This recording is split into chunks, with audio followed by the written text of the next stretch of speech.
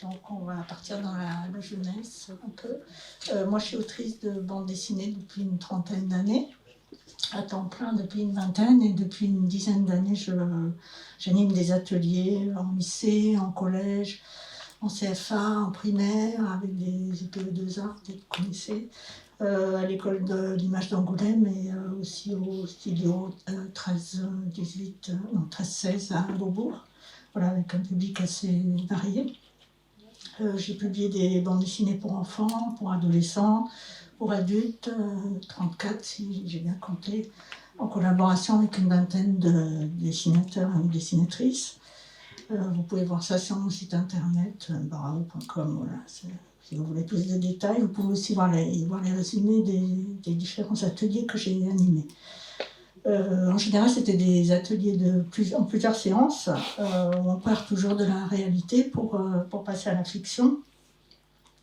Soit la réalité de la vie quotidienne des participants, soit celle de leur famille, ou de faits divers aussi. Et aujourd'hui, donc, à partir de la vie d'animaux peu célèbres, mais fascinants. Donc, par exemple, les phasmes sont parfois élevés en classe.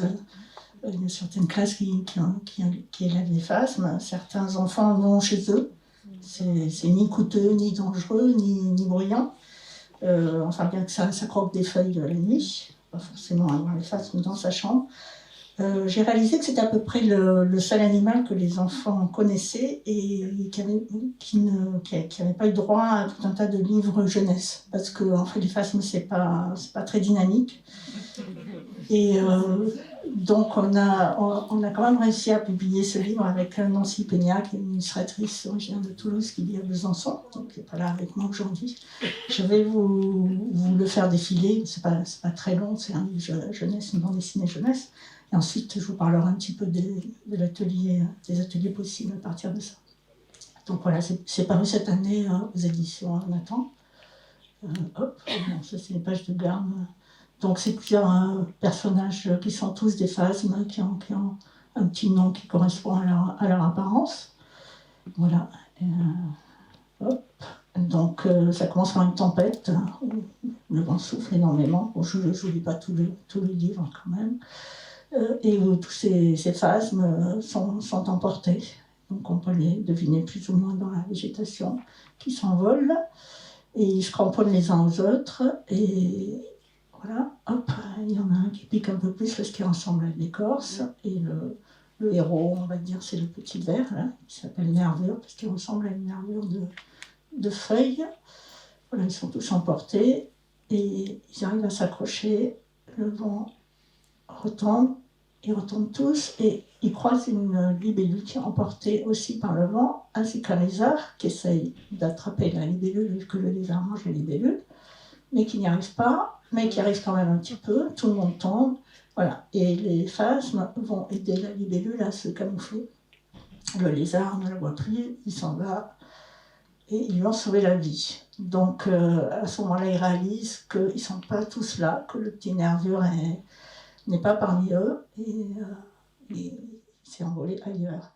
Donc la libellule propose d'aller le chercher, et nous, on voit où est tombé le petit nervure, parmi les feuilles, et il tombe sur ce qu'il croit être un phasme fleur, qui est en fait une élégante menthe orchidée, qui n'a qu'une envie, c'est de le manger. Mais à ce moment-là, la libellule vient de le trouver et l'emporte au loin, contre son gré, puisqu'il croyait s'être fait une amie. Voilà. Elle lui explique un peu la vie et elle le ramène auprès des autres phasmes qui donc se demandent, c'est un petit peu le principe humoristique de cette histoire, c'est que les phasmes étant très lents, ils ne peuvent pas faire grand-chose de très dynamique, donc là ils se demandent qu'est-ce qu'ils peuvent bien faire, et il faudrait la prévenir, donc faire signe, mais comment, bon voilà, ils arrivent à lever les bras, en se demandant un peu ce qu'ils font. Et bam, il y a donc une toile d'araignée que la libellule ne voit pas et se prend dans la toile d'araignée. Donc il y en a toujours un qui dit qu'il ne faut rien faire de toute façon, que tout ça n'a aucune importance, qu'il faut échouer, et puis d'autres plus ou moins dynamiques Et voilà, donc l'araignée sent qu'il y a beaucoup de choses avec le vent qui ont été pris dans sa toile, donc elle fait un peu le tri. Là, on se rend compte que le petit nervure est en train de boursoufler. On va comprendre pourquoi ensuite, mais on peut s'imaginer qu'il est déjà pas mal stressé. Donc, les phasmes vont se grouper, s'entraider pour sauver ce petit nervure. Donc, il y a deux phasmes qui ressemblent à des feuilles qui vont aller toucher un petit peu la toile et pour attirer l'araignée qui va ensuite pas voir ce que c'est puisque ça ressemble à une feuille. Et les autres vont se grimper les uns sur les autres pour que celui qui a des pinces puisse découper la toile autour de la libellule. Et pendant ce temps, la nervure mue, puisque les phasmes muent pour grandir. Donc en muant, il arrive à s'échapper et à tomber. Donc la libellule se sent rassurée pour lui. Mais les phasmes vont quand même réussir à couper la toile autour de la libellule pour la sauver elle-même. Sauf qu'au dernier moment, l'araignée va s'emparer d'une patte d'un phasme qui va lâcher sa patte parce que c'est aussi quelque chose que les phasmes peuvent faire, sacrifier une patte et on pousse en quelques temps. Ils ne peuvent pas faire ça tous les 4 matins non plus, hein, c'est le nombre de pattes limité, puis on ne pousse pas toujours très bien, donc ils ne marchent pas toujours très droit. Voilà. Donc ensuite, ensuite, ils reprennent leur vie de phase, mais ce qui se passe au maximum dans une vie de phase, ce qui peut leur arriver de plus aventureux, c'est de se mordre par inadvertance, puisqu'ils mangent des feuilles de pattes. C'est vrai. Et donc, voilà, donc le petit nerveur, après cette aventure-là, il se rend compte que c'est quand même l'ennui dans sa vie de phase, avec les phases. Donc, la libellule, elle a fait des amis, mais elle a besoin d'une mare, hein, parce que là, elle a mangé tous les moustiques, le punaises, tout ça, il n'y a plus rien à bouffer.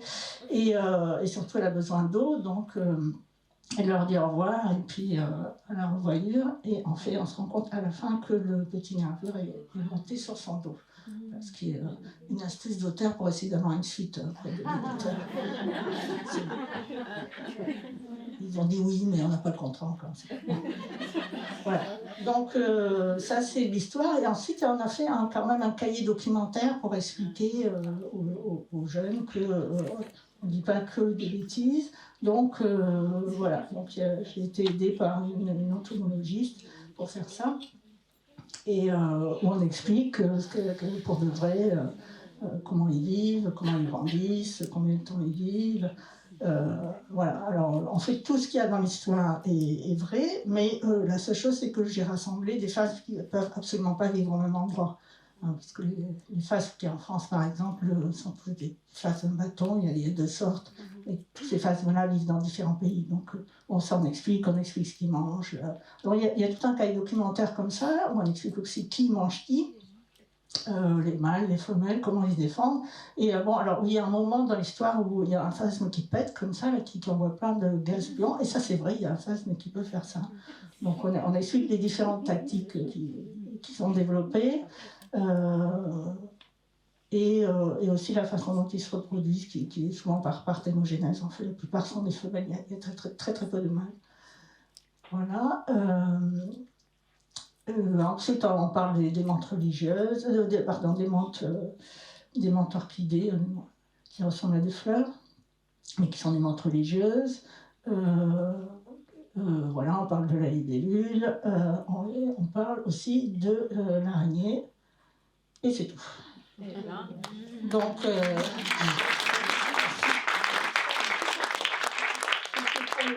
pour le livre, donc à partir de ce travail, en fait, l'idée de l'atelier, c'est d'embarquer les participants dans la même démarche documentaire, animalière, humoristique, de trouver des animaux dont on parle peu, d'aller faire des recherches documentaires sur leurs caractéristiques, leurs compétences, et leur faire vivre une histoire tous ensemble, où ils doivent en général échapper à leurs prédateurs, plus ou moins rusés, ici le lézard, la menthe et l'araignée, et parfois grâce à d'éventuels alliés, ici c'était la libellule. Donc cet atelier est bien sûr à construire avec la structure, selon les contraintes horaires et budgétaires que vous avez. Je vais d'ailleurs déposer un dossier auprès du CNL pour les dispositifs résidence d'auteur à l'école, qui est en 6 séances, que j'ai déjà fait 3 années de suite. C'est ça le problème, c'est comme il me l'a accordé 3 années de suite, je ne sais pas si ça peut continuer, enfin, moi je veux bien, mais c'est peut-être il faut que... Bon. Mais ça peut aussi être une simple masterclass du Pass Culture ou d'autres dispositifs que je ne connais pas. Ça peut vous permettre, vous, de mener l'atelier. Mais bon, le principe, c'est donc de mettre les participants dans la même dynamique, de faire des recherches documentaires et de créer à partir de ça une fiction où on utilise les capacités de ces animaux, que ce soit des insectes. Il y a plein d'animaux extrêmement peu connus, mais intrigants et fascinants, qui sont généralement exotiques. Donc il y a d'autres insectes, comme vous avez la casside dorée, par exemple, qui change de couleur quand on l'embête. Vous avez le puceron boogie-woogie, qui a de la laine sur les fesses comme ça et qui fait ça toute la journée. Ils sont très nombreux, c'est très joli sur les branches. Et vous avez un grand papillon amazonien qui a des yeux de serpent sur ses ailes. Il a des gros yeux de serpent pour faire peur, et puis il libère une substance nauséabonde pour se défendre. Il frappe sa tête contre les arbres creux pour communiquer avec ses congénères, surtout pour appeler les partenaires. Il y a la sauterelle lichen aussi, ou l'énorme guêpe dite faucon tarentule, parce qu'elle mange des tarentules. Voilà, on peut avoir une tarentule et une guêpe faucon tarentule, par exemple. Il y a aussi une cicadelle qui est capable de catapulter ses gouttes d'urine plus vite que le TGV. Et elle mange beaucoup de sel, donc elle a besoin d'en catapulter beaucoup. Vous avez la grenouille feuille de Malaisie, qui ressemble à une feuille et puis qui a des petites cornes pour cacher ses yeux, comme ça. C'est très élégant. Le gecko mousse aussi de Madagascar, qui ressemble à de la mousse, comme son nom l'indique. Ou le minuscule caméléon bijou furtifère, il s'appelle, il est tout petit comme ça. Et sinon, il y a des poissons aussi assez cool, la blénie semi-terrestre, hein, qu'on ne voit pas sur le sol, ou dans l'océan Pacifique, ou aussi le poisson tripode australien qui marche au fond de l'océan. Il a trois grandes pattes comme ça, très très fines, et il marche. J'invente rien. Voilà, il y a la pieuvre couverture aussi, ou les adroites petites limaces moutons dans les mers japonaises qui sont capables de faire de la photosynthèse. Ils mangent des algues et ils arrivent à faire la photosynthèse grâce à ça. Ou encore les colonies de tuniciers, qui sont des invertébrés qui vivent en groupe. Googlez tout ça, vous verrez, c'est fascinant. Voilà, etc. Donc, je pense qu'il y a la matière, on peut trouver quelque chose à faire. Voilà, je vais terminer. C'est trop court, je sais pas.